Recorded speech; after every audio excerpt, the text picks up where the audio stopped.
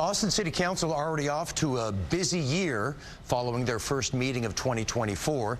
Joining us now to discuss what the year has in store for Council is Councilmember Mackenzie Kelly. Welcome back. Thank you. Let's start off with the big news of the day. Former Austin Police Chief Art Acevedo is coming back to the city. Talk about the chief's new role and how that might help with the relationship between the city and the police department. I think it is a great step forward. I am glad that this interim city manager, Jesus Garza, made this personnel change. I believe that we need all the help that we can get at the police department, and having Art in this role that is different from being a police chief is important. We're going to lean in heavy to his knowledge, skills, abilities, and experience to not just advise the police department on ways that they can do things so that we're not in the crisis that we're in, but also to look forward and advise council members on why the decisions that we are making to improve the police department are so important. I've known Art Acevedo for over 10 years in a professional capacity, and I know that his experience and knowledge will be valued by the department and also by the council. And still talking about the police, a resolution at Thursday's meeting calls for an ordinance to guarantee salaries and benefits for APD officers. The mayor said this was a stopgap measure.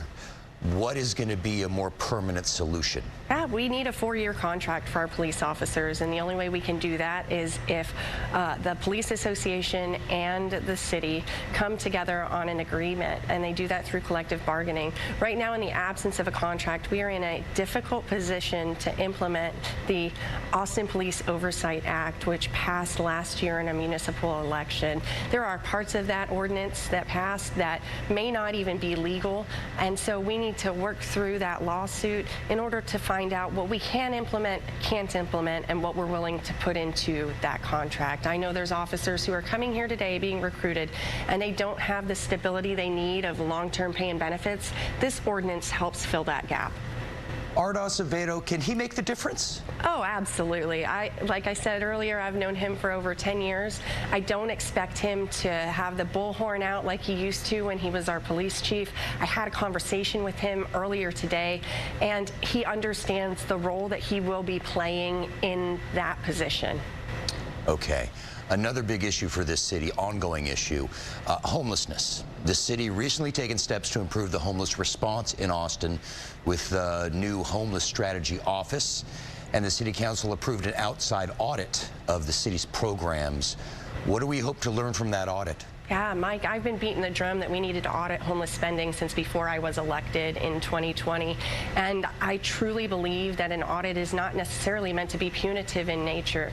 We have this outside external agency coming in now to really take a deep dive into how we are spending those dollars and if we're spending them effectively. I fully expect to find from this report areas of opportunity where we can improve, because the people who are receiving the services are the most disadvantaged when we are not spending those taxpayer dollars, which are precious, properly. Has the city's strategy on the homeless been the right one over these years? You know, I've seen a shift on our council with our new council members and our new mayor that shows that we are not just looking at permanent supportive housing as a way to take care of individuals who are unhoused. We now have a bigger portfolio and myriad of resources available, and I'm excited about that because you can't paint somebody with the same paintbrush. Everybody has their own individual complexities, needs, and challenges. And our response currently is seeking to address that. I also believe that pulling the homeless strategy office out of Austin Public Health and having them be a direct report to an assistant city manager is going to improve the overall efficiency of that office. Okay, well, we are out of time. Austin City Council member Mackenzie Kelly, as always, thank you for joining us today. Thank you for having me.